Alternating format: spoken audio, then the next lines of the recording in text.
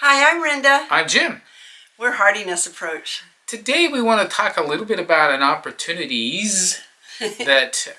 some opportunities that have come to us. There are a couple of events coming up, one in August, one in September. Early September? Late September. Late September.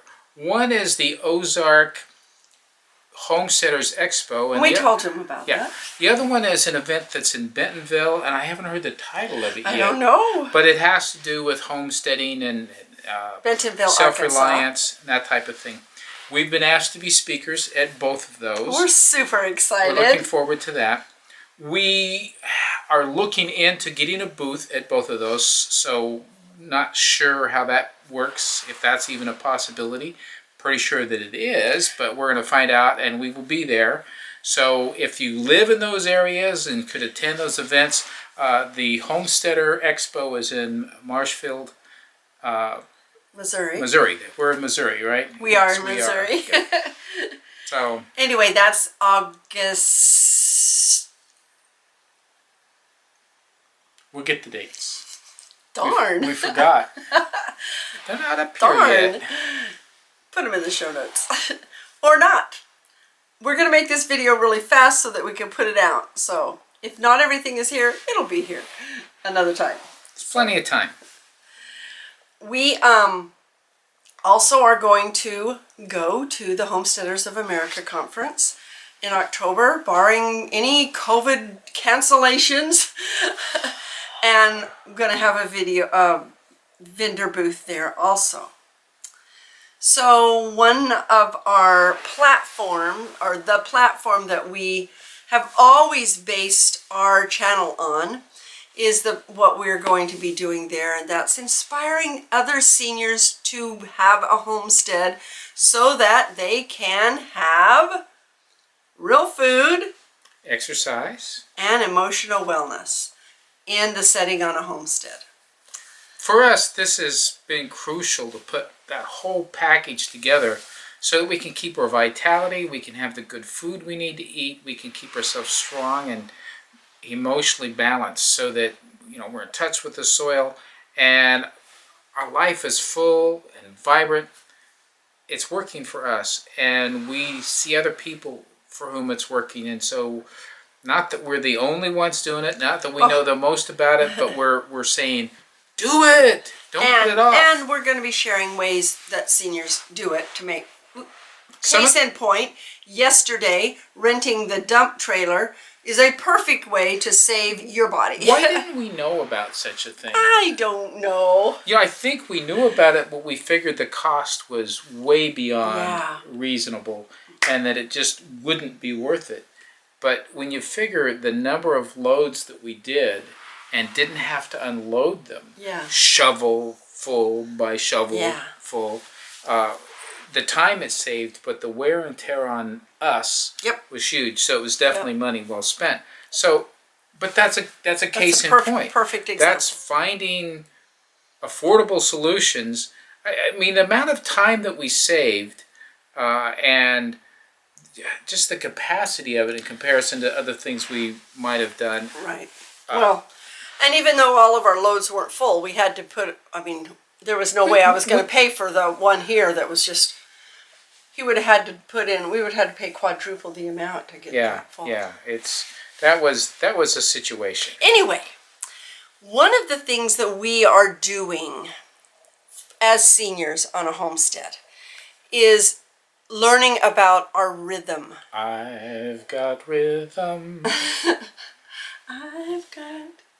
You don't remember the song very well, huh? I don't know it. But you remember that line. I like that song, though. Yeah. I've got my guy who could ask for anything more. The rhythm part's what's important, though. It is. So on Sunday, we sat down as a couple and made a schedule for ourselves. Now, you got to know, what we did was a big leap for Rhonda. She has lists of lists, so she's organized. Don't get me wrong, she's very organized. But when it comes to committing to get up at this time, do this thing, then this thing, then this thing, then this thing. It freaks me out! But what we have learned is that if you don't set aside your best time for your most important activities, a lot of times they don't get done. So we have started getting up no later than 6 a.m. and that's really late for us as far as normal life, but we have been sleeping very well. So from 6... Amazingly well. I know. 8 hours at least I every know. night. Well, except for last night when we didn't get to bed till 11:30. That's true. Okay. So we're doing things like we read our scriptures, we're saying our prayer, we're exercising 15 minutes, just stretching in the morning as soon as we get out of bed. We're warming up. We're building ourselves up to where we can do more. We've learned if you overdo, then you can't do. Yeah. Oh, that's good. Yeah. And we also, so then we go outside and do the chores, and then we... Depending on what's planned. Oh, no, I know. We have a little tiny bit of breakfast snack before we go out and do chores, and then we go walking. Go for a walk. Not today because it was raining. And not yesterday because we knew we were working all day. Oh, yesterday was, crazy. So there's flexibility. I mean, we're not just... He gave me some flexibility. So then, but when it gets down further in the day, it's like, okay, we're going to take 2 hours during the day for our school, and then we're going to take 2 hours for a project, and then let's put 45 minutes in there to do household stuff. We can vacuum, wash windows, clean sinks, mow lawns, stuff like that. And it didn't feel like I was had a chain around me at all. It made me free. It freed you because things are done. So we're getting a rhythm. And so you see a lot of the things that we're doing, and today we didn't do anything outside except put chicken chips in the chicken yard.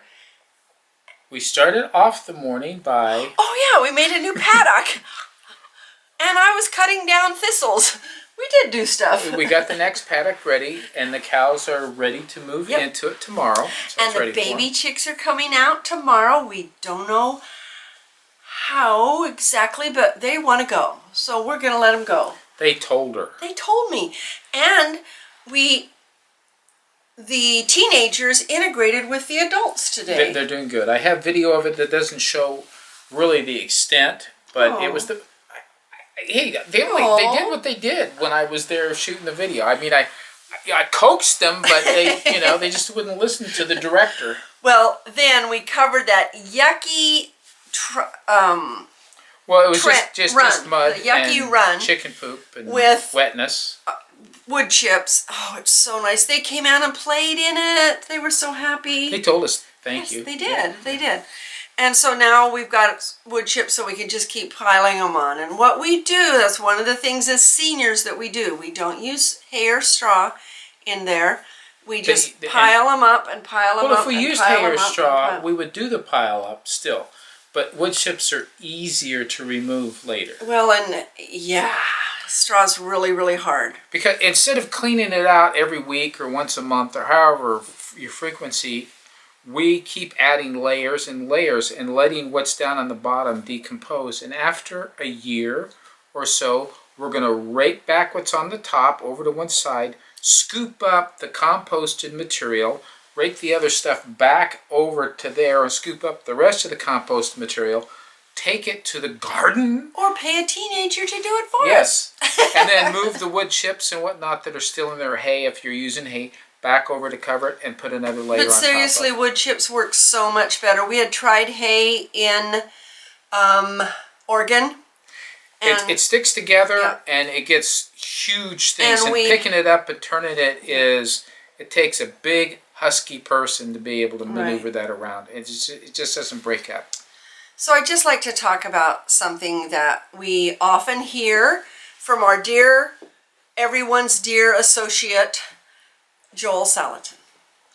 Joel has always said that many senior farmers are retiring. The average age of farmers is in the 60s. Right.